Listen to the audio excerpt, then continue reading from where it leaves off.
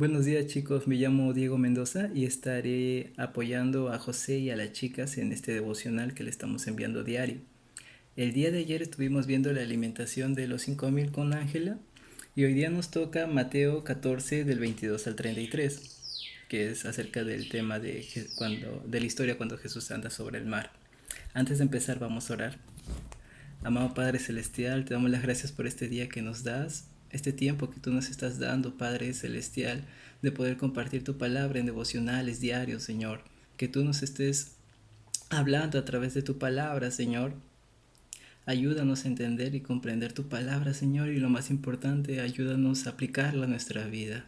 Te pedimos perdón si es que hay algo que a ti te ofende delante de ti, Padre Celestial. Te pido que nos ayudes cada momento en este tiempo tan difícil que estamos llevando en esta cuarentena de 15 días, Señor. Te pido, Padre Celestial, también que ayudes a mis amigos, a todos los chicos, Señor Jesús, a cada uno de ellos. Tú sabes los problemas que está pasando, Señor. Te pido que los fortalezcas en tu palabra, Señor Jesús, y ayúdanos a entender tu palabra de hoy día, Padre Celestial. Amén. Gracias, Señor. Bien, vamos a leer Mateo 14, del 22 al 33. Se llama Jesús anda sobre el mar, es muy conocido. Dice, enseguida Jesús hizo a sus discípulos entrar en la barca e ir delante de él, a la otra ribera. Entre tanto que él despedía a la multitud, despedida la multitud subió al monte a orar aparte y cuando llegó la noche estaba allí solo. Y la barca estaba en medio del corazón azotada por las olas, porque el viento era contrario. Mas a la cuarta vigilia de la noche, aquí cuando se refiere a la cuarta vigilia de la noche, quiere decir entre un parámetro de 3 de la mañana a 6 de la mañana, en ese horario más o menos es que está hablando este versículo. Y dice que más a la cuarta vigilia de la noche Jesús vino a ellos andando sobre el mar. Y los discípulos viéndolo andar sobre el mar se turbaron diciendo, un fantasma, y dieron voces de miedo. Pero enseguida Jesús les habló diciendo, tened ánimo, yo soy, no temáis. Entonces le respondió Pedro y dijo, Señor, si eres tú, manda que yo vaya a ti sobre las aguas. Y él dijo, ven. Y descendió Pedro a la barca andando sobre las aguas para ir a Jesús. Pero al ver el fuerte viento tuvo miedo y comenzando a hundirse dio voces diciendo, Señor, sálvame. Al momento Jesús extendió la mano, asió de él y le dijo, hombre de poca fe, ¿por qué dudaste? Y cuando ellos subieron en la barca se calmó el viento. Entonces los que estaban en la barca vinieron y le adoraron diciendo, verdaderamente eres el Hijo de Dios. Aquí vemos que Pedro estaba convencido que era Jesús, porque él le dijo, Señor, si eres tú, manda que yo camine sobre el mar hacia ti.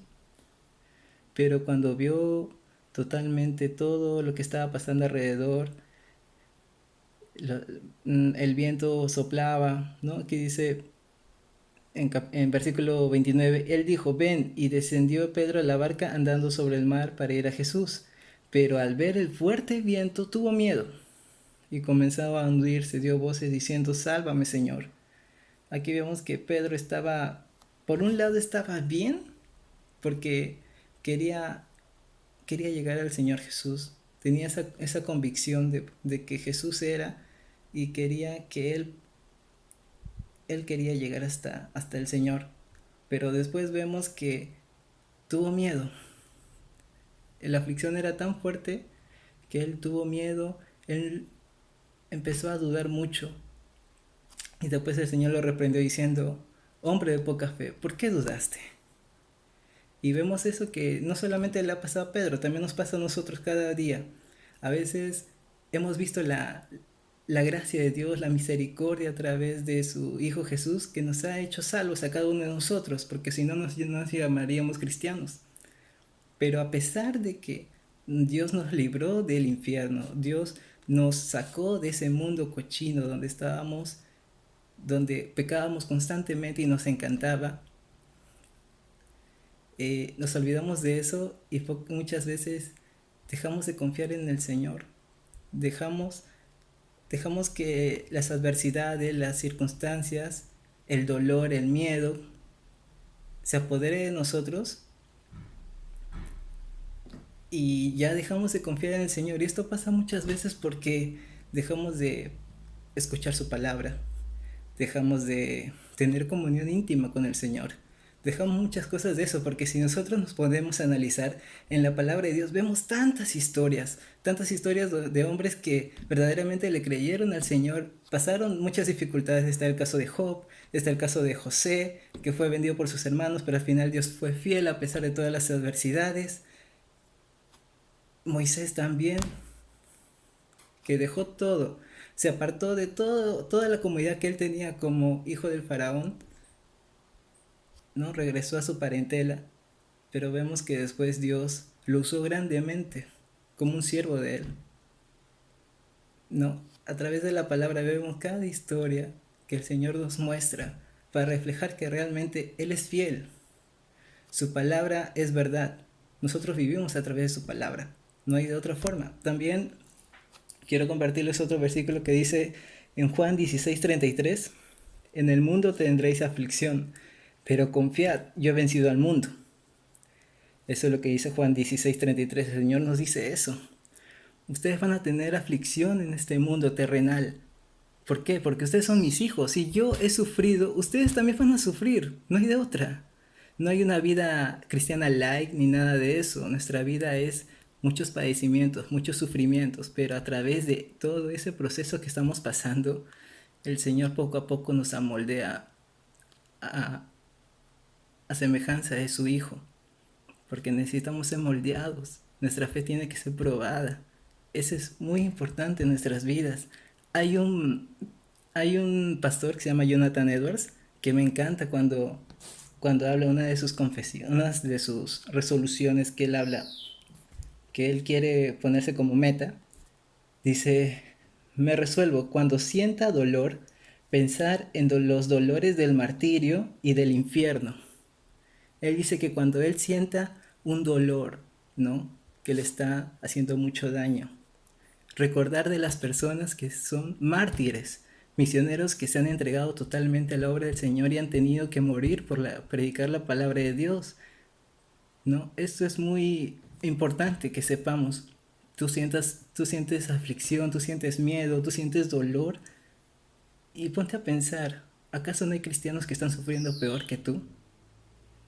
A través de la historia vemos tantas personas que han sufrido. Por ejemplo, Jim Elliot fue un misionero y lo mataron por predicar el evangelio. Y su esposa, en vez de maldecir a esas personas que lo mataron, empezó a evangelizarlas. Y vemos la realidad que nos está pasando. Empezamos a pensar nosotros mismos, pero ¿acaso el Señor no padeció las mismas cosas o aún peor que nosotros? Y nosotros nos sentimos mal por padecer algunas cosas que son insignificantes. Si lo comparamos con las personas que han sufrido demasiado, como los mártires, y también las personas que se van al infierno, nosotros, por la obra del Señor, por la gracia de Él, podemos ir confiadamente, podemos ser salvos, pero hay otras personas que no, que nunca llegaron a ser salvas, porque nunca se arrepintieron de sus pecados, nunca confiaron en el Señor como su único Salvador. Entonces, bueno, yo les quiero dejar con esta pregunta. ¿Tu vida realmente, tu vida realmente es una vida cristiana que estás llevando o es una vida cristiana light? Una vida cristiana a medias.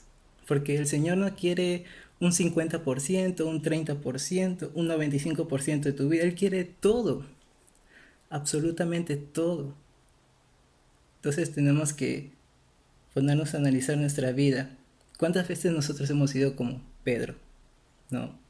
Y tenemos que pedirle perdón al Señor por la falta de fe que hemos tenido. Pero esa falta de fe ha sido consecuencia de que nosotros nos hemos apartado de leer su palabra, nos hemos apartado de estar orando al Señor, nos hemos apartado de muchas cosas. Y hoy día quiero decirle nomás que amigos, en este tiempo que tenemos 15 días de cuarentena, estemos totalmente, tenemos tanto tiempo ahora para orar, para leer su palabra, para leer algún libro. Entonces necesitamos estar en una comunión con Dios muy plena. Bien chicos, les motivo para que sigan fervientes en el Señor, sigan orando, sigan creyendo que Él es Dios a pesar de todas las aflicciones que estamos viendo alrededor de nosotros. Confiemos en el Señor siempre y tengámosles fe, mucha fe. Leamos su palabra y la fe que tenemos en el Señor se va a manifestar en nuestras vidas.